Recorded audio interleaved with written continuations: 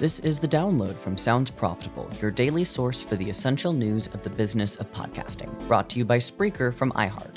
I'm Newt Shuttlecotty, in for Gavin Gaddis. Here's what you need to know for today, Thursday, June 11th. Soccer in the U.S. is here to stay. What are brands going to do about it? By Daniela Silva.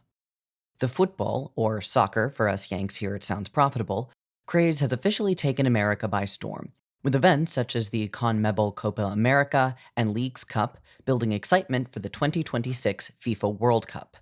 Adweek found that the fan base in the States mainly skews towards Hispanic Gen Z viewers, who largely consume content via social media sites like Instagram and TikTok. Brands are beginning to recognize the power of courting these formerly more niche sports audiences, as the rise of football in the US coincides with women's sports seeing a global explosion in its own fandom. Brands are also looking to reach both of these audiences through podcasting, such as iHeartMedia and Deep Blue launching a podcasting network dedicated to women's sports earlier this year. Next up, sports streaming fragmentation is a boon for advertisers by Jasmine Sheena. Sports fans looking to stream their favorite team's next game are being forced to subscribe to an increasing number of streaming services in order to do so. Advertisers are watching to see if this causes fans to drop some sports and/or teams due to lack of easy access. However, since the packages streamers purchase are often specific to certain teams or gathered data, advertisers are also taking advantage of the specificity when targeting potential customers. It remains to be seen whether this potential increase in value can make up the difference if some fans call it quits. Next up, Kantar, Australians more receptive to brands advertising within sports content. According to a study done by Kantar for Google Australia, Australian sports fans are especially receptive to advertising. In a survey of over 1,600 Australians, 59% reported positive feelings towards brands when shown ads during sports-related content. 61% of study participants also actively seek out additional content alongside team matches, such as interviews, podcasts, and highlights on social media. Next, the era of the in-depth brand and gaming creator partnership has arrived by Alexander Lee.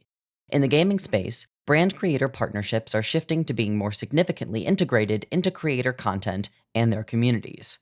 According to the article from Digiday, brands are moving away from single-use collaborations on specific intellectual properties and towards partnerships that integrate the brand itself within the creator's persona and fan spaces. Settling in for the long haul with creators means a deeper connection to potential customers, and the ability to take advantage of parasocial relationships to leverage product. Podcasting is often built around these personal relationships with fans, and may see a reflection of this as the year progresses. Finally, why longer videos are becoming more commonplace on YouTube by Tim Peterson.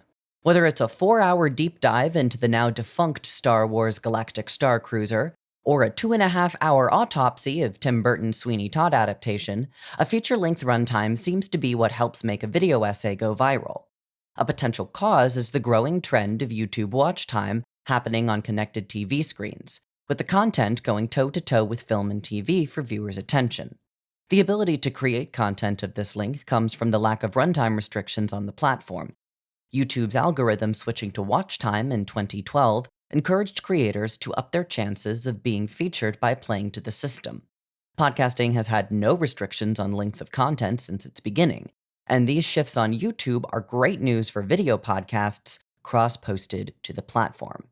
As for the rest of the news, Mike Shields makes the case for brands to rethink what metrics they use. Lemonada Media is reportedly considering a sale, but did not confirm. Alternate ID tracker ID5 is courting a partnership with CTV platforms, coming after their partnership with Triton Digital announced earlier this year. And Americans continue to travel in the summer, seeking unique and bespoke experiences. Be sure to check out the links to every article mentioned right in your podcast listening app or at soundsprofitable.com, where you can also subscribe to the newsletter version. The Download is written and produced by Newton Shuttlecotty, Brian Barletta, Gavin Gaddis, and Tom Webster. This episode is hosted on Spreaker. For Sounds Profitable, I'm Newt Shuttlecotty. Download us again tomorrow.